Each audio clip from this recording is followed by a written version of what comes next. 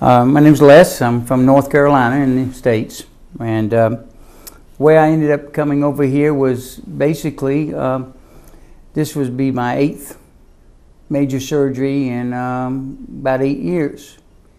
And I was having a battle with the insurance company, and I had fallen and knocked my replacement knee loose, and it needed to be replaced. And the insurance company, wanted to replace just a part and not the whole thing. And I said, no, enough, major surgeries is enough, coupled along with 4 minor ones also.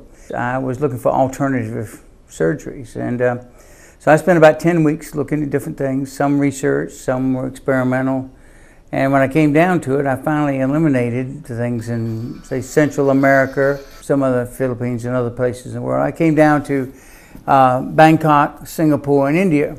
And then I started really digging deep. And when I came down to the point of looking at the infection rate and success rate and look what was going on, it was pretty much hands down for India. The success rate was in the 99th percentile. And the infection rate, less than 1%. I couldn't find that anywhere else in the world. The amazing thing was that the prosthetic that needed to replace my replacement, called a revision, is made in the United States, but the FDA wouldn't allow it at the time. A few months ago, they finally approved it to be done there. And I started looking around, and so I finally decided, and I came on over. And I haven't been disappointed at all. I've been in the hospital a number of times that make me sort of a semi-expert on some of the things that go on. But here's a cultural thing. The care is not a job. It seems to come, the compassion and the empathy just comes out of the nursing staff. They have a good attitude, the place is clean. It seems like there's a whole systemic process that goes on that keeps the infection rate down. The infection rate is very important to me. I've had friends that have gotten the staph infection and really almost died from it.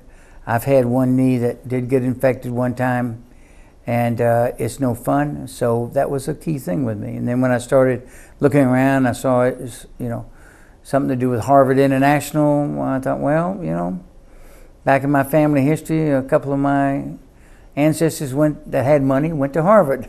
Other challenges that have come about being away from home as long as I have been taken care of, which other hospitals wouldn't even deal with. And it's something you got to experience, and if no one has, they need to. They encourage you to bring a companion or a family member with you, and that's not something else you have that you get anywhere else. When I go back to the States, my friends that are doctors and in the medical field and the dental field, I'm going to have a little, I think our relationship will probably change, regrettably, but I think I've gotten better care here. Because of the knees, I had a couple of bad teeth that were going to have to be capped to make sure in the future we didn't have infections. At one point, they wanted to cap 4 teeth. Just offhanded, I asked about this. I can get 24 teeth capped for $100 more than 4 teeth in the States. Figures, I think, speak for themselves. My experience has been nothing but pleasant. The outlook has been great.